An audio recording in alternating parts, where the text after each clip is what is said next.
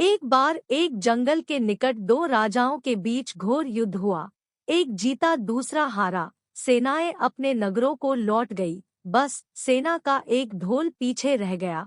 उस ढोल को बजा बजाकर सेना के साथ गए भाट व चारण रात को वीरता की कहानियां सुनाते थे। युद्ध के बाद एक दिन आंधी आई। आंधी के जोर में वह ढोल लुढ़कता पुढ़कता एक सूखे पेड़ के पास जाकर टिक गया। उस पेड़ की सूखी टहनियां ढोल से इस तरह से सट गई थी कि तेज हवा चलते ही ढोल पर टकरा जाती थी और ढमाढम की गुंजायमान आवाज होती। एक सियार उस क्षेत्र में घूमता था। उसने ढोल की आवाज सुनी, वह बड़ा भयभीत हुआ।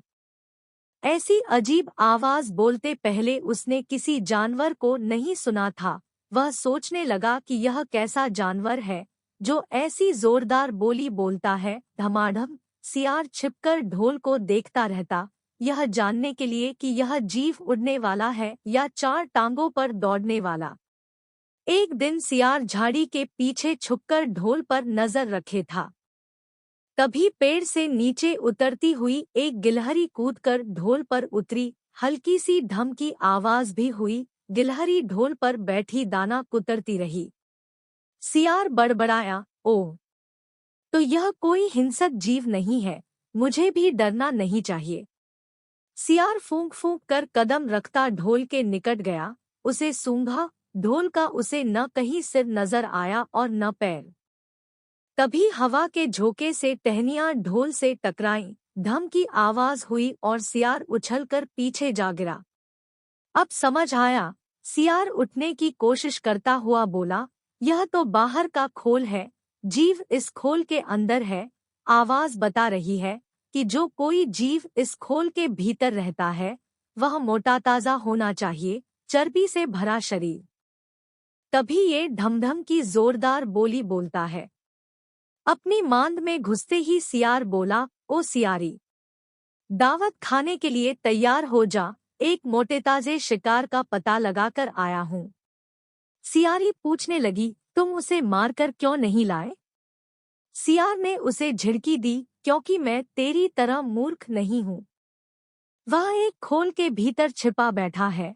खोल ऐसा है कि उसमें दो तरफ सूखी चमड़ी के दरवाजे हैं। मैं एक तरफ से हाथ डाल उसे पकड़ने की कोशिश करता तो वह दूसरे दरवाजे से न भाग जाता। चांद निकलने पर दोनों ढोल की ओर गए। जब वे निकट पहुंच ही रहे थे कि फिर हवा से टहनियां ढोल पर टकराईं और ढमढम की आवाज निकली। सियार सियारी के कान में बोला, सुनी उसकी आवाज? जरा सोच, जिसकी आवाज ऐसी गहरी है वह खुद कितना मोटा ताजा होगा। दोनों ढोल को सीधा कर उसके दोनों ओर बैठे और लगे दांतों से ढोल के दोनों चमड़ी वाले भाग के किनारे फाड़ने। जैसे ही चमड़ियां कटने लगी, सियार बोला, होशियार रहना। एक साथ हाथ अंदर डाल शिकार को दबोचना है। दोनों ने हूं की आवाज के साथ हाथ ढोल के भीतर डाले और अंदर टटोलने लगे। अंदर कुछ नहीं था, एक दूसरे के हाथ ही पकड़ में आए। दोनों चिल्लाए, है, यहाँ तो कुछ नहीं है, और वे माथा पीट कर रह गए। सीख, बड़ी बड़ी शेखी मारने वाले लोग भी ढोल की तरह ही अंदर से खोखले होते हैं। यह कहानी सुनने के बाद राजेश्वर ने कहा, भाई मैं क्या करूं? जब मेरा पूरा परिवार और सभी साथी भयभीत होकर भागने पर तुले हैं, तो अकेला मैं ही कैसे धैर्य से रह सकता हूं?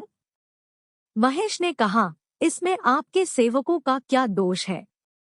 जैसा मालिक करेगा वैसा ही सेवक करेंगे। तो भी आप तब तक यहाँ ठहरिए जब तक मैं उस आवाज के विषय में ठीक ठीक पता न लगा लूं। राजेश्वर ने आश्चर्य से पूछा, क्या तुम वास्तव में वहां जाने की सोच रहे हो?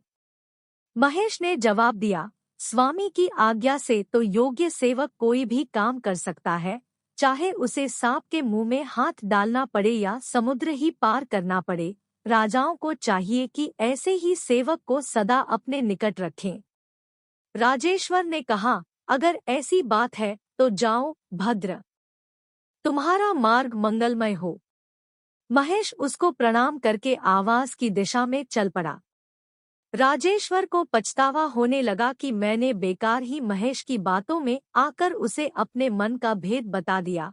उसका क्या विश्वास। पहले मंत्री का पद छिन जाने के कारण वह खिन्न तो है ही, बदला लेने के लिए यह भी तो हो सकता है कि महेश लालच में आकर शत्रु से मिल जाए और बाद में घात लगाकर मुझको ही मरवा दे। खैर, अब तो एक ही रास्ता है कि कहीं दूसरी जगह छिपकर महेश के आने की राह देखी जाए। उधर महेश खोजते खोजते संजीवक के पास पहुंचा तो उसकी खुशी का ठिकाना न रहा। जिसके डर से सिंह की जान निकल रही थी, वह तो यह मामूली सा बैल है। महेश इस स्थिति से लाभ उठाने की सोचने लगा। अब तो इस बैल से संधि या विग्रह कुछ भी करके राजेश्वर को सहज ही अपने वश में किया जा सकता है। यही सोचता सोचता वह लौटकर राजेश्वर के पास पहुंचा। राजेश्वर उसे आते देख संभलकर बैठ गया। महेश ने राजेश्वर को प्रणाम किया। राजेश्वर ने पूछा, तुमने उस भयंकर प्राणी को देखा क्या? महेश ने कहा, आपकी कृपा से मैं उसे देख आया हूँ। राजेश्वर को आश्चर्य हुआ। सच? राजेश्वर ने अपनी झेप मिटाने के लिए कहा। तो फिर उस बलवान जंतु ने तुम्हें छोड़ कैसे दिया? शायद उसने इसीलिए तुमको छोड़ दिया होगा कि बलशाली लोग अपने समान बलवाले से ही बैर या मित्रता करते हैं। कहाँ वह महाबली और कहाँ तुम जैसा तुच्छ विनम्र प्राणी। महेश ने मन का क्षोभ छिपाकर कहा, ऐसा ही सही, वह सचमुच महान है, बलशाली है, और मैं एकदम क्षुद्र दीन प्राणी हूँ। तो भी यदि आप कहें तो मैं उसे भी लाकर आपकी सेवा में लगा सकता हूँ। राजेश्वर ने चकित होकर कहा, सच कहते हो? ऐसा संभव है? महेश बोला, बुद्धि के लिए कुछ भी असंभव नहीं। तब राजेश्वर ने कहा, अगर ऐसी बात है तो मैं आज से ही तुमको अपना मंत्री नियुक्त करता हूँ। तुम्हें प्रजा पर दया और दंड के अधिकार देता हूँ। पद और अधिकार पाकर प्रसन्न दमनक बड़ी शान से चलता हुआ संजीवक के पास पहुंचा और गुर्राकर बोला, ओरे दुष्ट बैल, इधर आ, मेरे स्वामी राजेश्वर तुझे बुला रहे हैं। इस प्रकार निशंक होकर डकराने गर्जने की तुझे हिम्मत कैसे हुई? संजीवक ने पूछा, यह राजेश्वर कौन है भाई? महेश ने जवाब दिया, अरे, तू क्या वनराज सिंह राजेश्वर को नहीं जानता? अभी तुझे पता चल जाएगा। वह देख, बरगद के पेड़ के नीचे अपने परिवार के साथ जो सिंह बैठा है, वही हमारे स्वामी राजेश्वर है। यह सुनकर संजीवक की कंपी छूट गई। वह कातर स्वर में बोला, भाई, तुम तो चतुर सुजान लगते हो। अपने स्वामी से मुझे माफ करवा दो तो मैं अभी तुम्हारे साथ चला चलता हूँ।